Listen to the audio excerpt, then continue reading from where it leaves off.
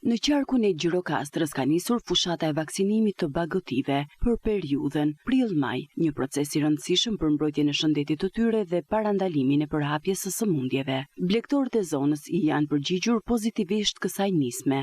Valentino Jaupaj, një prej tyre, ka vaksinuar të gjithë kopejnë e deleve, duke konsideruar këtë proces jetik për mbarvajtjen e aktivitetit të tij. Kemi rreth 400. Keni bërë matrikullimin e këtyre? Të gjitha. Çfarë kërkon shteti kemi bërë. Kanë shumë vaksinime, nuk ka vetëm një. Edhe pothuajse në çdo 2-3 muaj këto kërkojnë vaksinë. Dhe vjen vetë veterineri, ditën domethënë që do ai merr telefonin dhe bëhet procesi. Vaksinohen, bëjnë të gjitha me matrikullimin me tërë.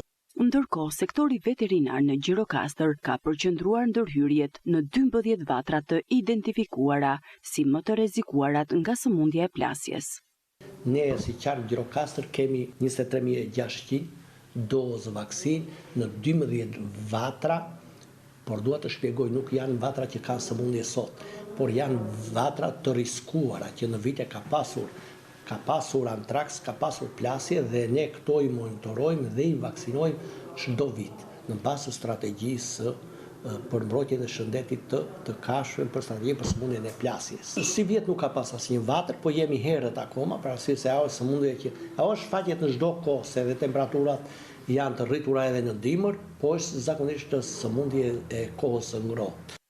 Specialistët theksojnë se vaksinimi i rregullt është thelbësor, jo vetëm për shëndetin e bagotive, por edhe për sigurinë ushqimore të konsumatorëve.